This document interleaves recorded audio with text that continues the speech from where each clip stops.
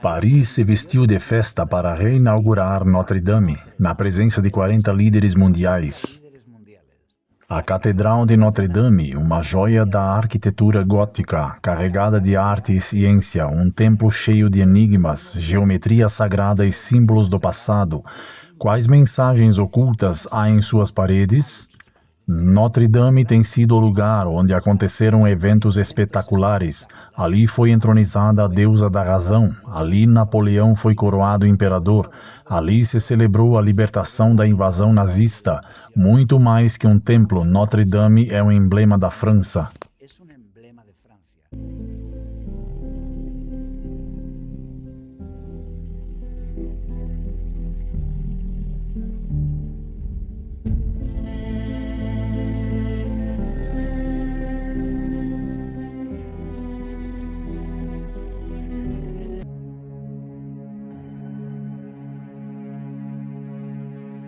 Um orgulho nacional. E chegaram em Paris os famosos vikings. Eram tribos de guerreiros escandinavos. Depois de saquear as costas inglesas, vários reis vikings se uniram para atacar a cidade mais rica da Europa, Paris, no ano 845. Navegaram pelo rio Sena e saquearam Paris. Seu líder foi o famoso Ragnar Lodbrok.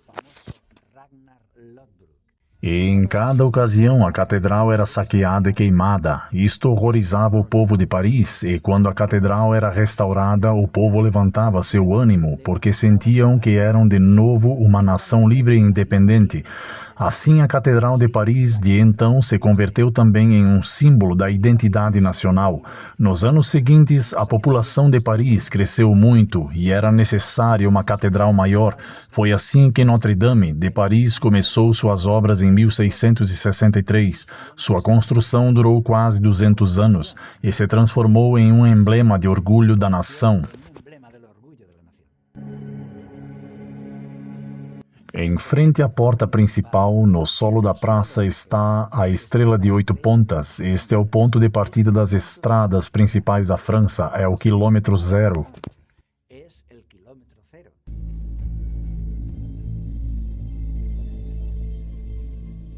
Na Segunda Guerra Mundial, quando o exército de Adolf Hitler se retirou da França, o país celebrou sua libertação e foi aqui, em Notre-Dame, onde o presidente de Gaulle dirigiu os atos solenes de celebração em 1944.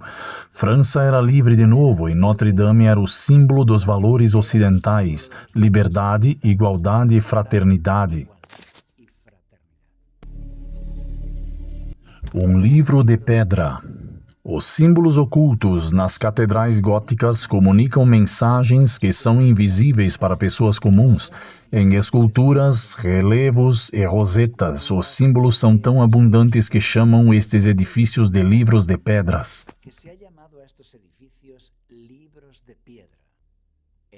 Em uma das torres há uma figura especial entre as gárgulas. É a estátua de um alquimista que espera com muito interesse a saída do sol. Leva o gorro frio que usavam em culto à deusa Cibele e a Mitra. A deusa da razão. Com a Revolução Francesa, o altar maior de Notre-Dame foi consagrado à deusa da razão e o culto cristão foi exilado. Em 1793, um movimento liderado por Pierre Chaumette teve o apoio do governo e mudou o culto cristão pelo culto à deusa da razão. A catedral foi a sede da nova deusa. A estética que elegeram foi a de uma mulher chamada Sofia, que significava sabedoria na Grécia clássica. Por isso elegeram uma mulher que se chamava Sofia. Era a esposa de um impressor revolucionário. A vestiram de deusa e a levaram a Notre-Dame em um desfile com grande pompa. Podemos imaginar aquela grande celebração ali na catedral. A deusa da razão entra rodeada de adornos e música, aclamada pelo povo de Paris que enchia a igreja, é levada ao altar maior e coroada como a deusa da República Francesa, entre louvores e elogios. Este momento na história é um dos mais dolorosos para os crentes, porque em todo o país o cristianismo era substituído por o humano. A ideia de Deus e da Bíblia foram desprezadas e humilhadas para iniciar uma nova mentalidade sem Deus. Para muitos cristãos, aquilo foi obra do próprio diabo, mas não devemos esquecer duas coisas. Primeiro, a Revolução Francesa. Ela foi necessária para parar o poder do clero e concluiu derrotando o Papa e trancando-o em cárcere em 1798. Naquele dia terminou a supremacia papal que havia durado 1260 anos, justamente como estava profetizado que aconteceria no ano preciso, como estava escrito na Bíblia em Daniel capítulo 8, verso 14. Parecia que o mundo estava mudando. O Papa foi agora derrotado e preso. Com isto também se cumpriu a profecia da ferida mortal em Apocalipse capítulo 13. Vi uma de suas cabeças como ferida de morte, mas sua ferida foi curada. O que significa que Deus guiou a história, assim dessa maneira para cumprir seus desígnios. Segundo, a Revolução Francesa foi uma reação popular às graves injustiças de reis e bispos, que resumia o povo à miséria. Assim, o povo se livrou de uma opressão muito cruel. Para eles, o problema não era Deus, mas o clero, e os sacerdotes que aceitaram a revolução, eles permitiram continuar. Napoleão. A coroação de Napoleão Bonaparte como imperador aconteceu também na Catedral de Notre-Dame. Napoleão convidou o novo Papa à sua coroação, mas só como convidado, não para dirigir o ato, nem para lhe pôr a coroa. Durante os templos, era o Papa que coroava o imperador, mas Napoleão quis deixar claro que o papado havia perdido a supremacia na Europa. Assim, em 2 de dezembro de 1804, na gloriosa Notre-Dame, diante do Papa e líderes de muitos países, o próprio Napoleão tomou a coroa em suas mãos e a pôs em sua cabeça. Notre-Dame queima. Em 15 de abril de 2019, um incêndio queimou a agulha maior. No centro da igreja tinha um quadro de madeira. Havia alguns trabalhadores trabalhando ali, mas não se sabe como se iniciou o fogo. A causa do incêndio é ainda um dos enigmas que mencionamos neste vídeo. A agulha queimou e os bombeiros tentaram salvá-la, mas não alcançaram devido à sua grande altura. A agulha em chamas caiu, quebrando 2 cofres de pedras. Mas o restante da igreja resistiu. O incêndio de Notre-Dame chocou Paris. Muitos mostraram sua tristeza porque consideravam essa igreja um símbolo da história da França. Por esse motivo, o presidente da França, Emmanuel Macron, prometeu que Notre-Dame seria reconstruída em 5 anos e cumpriu. Reabertura. Em 7 de dezembro de 2024, celebrou-se a reabertura de Notre-Dame. Os enormes sinos encheram o ar com seu som solene. O arcebispo de Paris ficou frente à porta. Com um cajado luminoso atingiu a porta citando sua frase cerimonial. E as portas abriram em uma belíssima imagem que será recordada por muito tempo.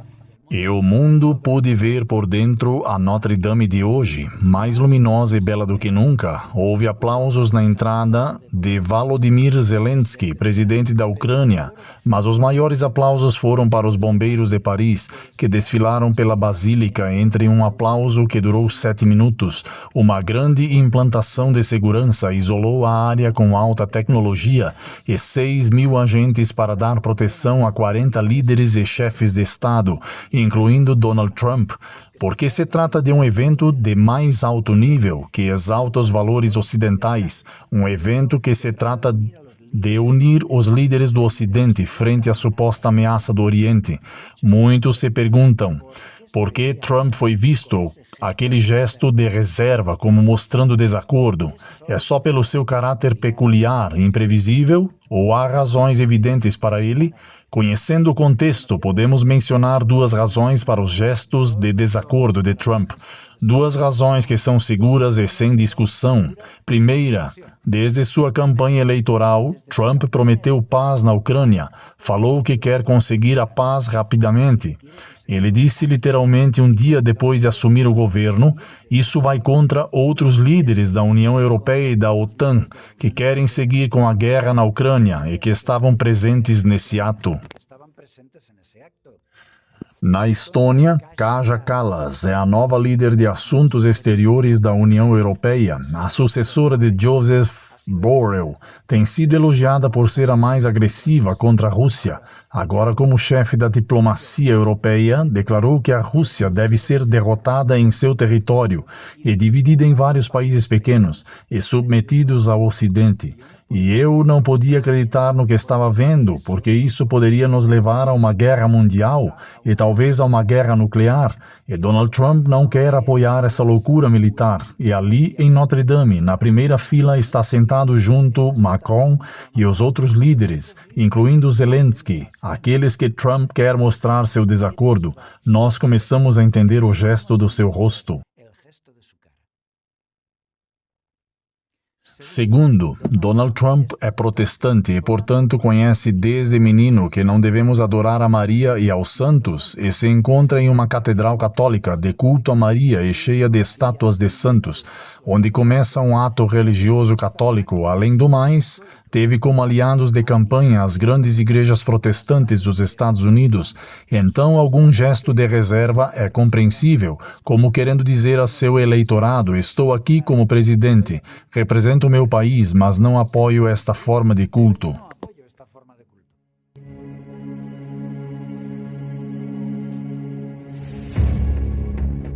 Nossa Senhora. Notre Dame significa Nossa Senhora, que se refere a Maria, considerada como um ser divino. Isto é muito comum no catolicismo. Então, a igreja principal de Madrid se chama também Notre Dame, Nossa Senhora de Almudena. E em Saragoça, Notre Dame, Nossa Senhora do Pilar, e assim acontece com Nossa Senhora de Guadalupe, Nossa Senhora das Mercedes, a Virgem das Neves, a Virgem dos Desamparados, dos Caminhos, dos Remédios, e assim milhares e milhares de igrejas dedicadas a Maria. As igrejas católicas geralmente são dedicadas a Maria ou a algum santo, mas não a Deus. O Papa Pio XII, em sua encíclica de 1954, estabeleceu Maria como Rainha do Céu e Rainha do Mundo. Quem é Maria na realidade? Quem foi a verdadeira Maria, mãe de Jesus? A verdade sobre Maria. Os evangelhos nos apresentam uma mulher que foi escolhida por Deus para trazer ao mundo o Messias. Isto significa que devia ser a mulher mais pura e mais valente de todo o país, a melhor pessoa, porque ela teria que educar o menino mais importante da história. Mas ela não era divina, era um ser humano como nós que necessitava de salvação de seus pecados. Por isso Maria chama a Deus meu Salvador. Então Maria disse: engrandece minha alma ao Senhor, e meu espírito se alegra em Deus, meu Salvador, porque olhou para a humildade de sua serva, pois de agora em diante vão me chamar de abençoada por todas as gerações. Então precisou ela de um Salvador? A Bíblia disse que sim. Maria não era um ser imaculado e nem divino, porque ela necessitou de um Salvador, como todo ser humano. Outra pergunta-chave: Cristo ensinou que devemos dar culto a Maria? Enquanto dizia estas coisas, uma mulher entre a multidão levantou a voz e lhe disse: bem-aventurado o ventre que te carregou e os seios que você mamou. Mas eu digo, em vez disso, bem-aventurados os que ouvem a palavra de Deus e a obedecem. Jesus não ensinou a cultuar sua mãe, mas muitos cristãos não têm seguido o exemplo de Maria e lhe dão culto como uma deusa que lhes pode ajudar no céu. A Bíblia apresenta Maria 100% humana, mãe fiel e seguidora de Jesus.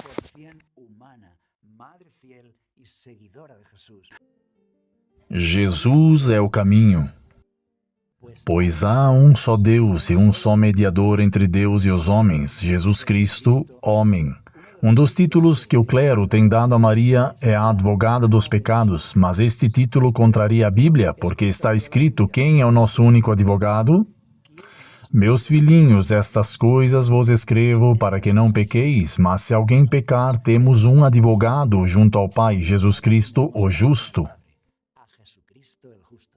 Imagine que ridículo é dizer que Jesus é severo e que não tem compaixão. Quando foi Ele que desceu do céu por compaixão de nós, por compaixão se fez homem para ser nosso exemplo, por compaixão deixou-se ser açoitado e torturado, por compaixão morreu na cruz.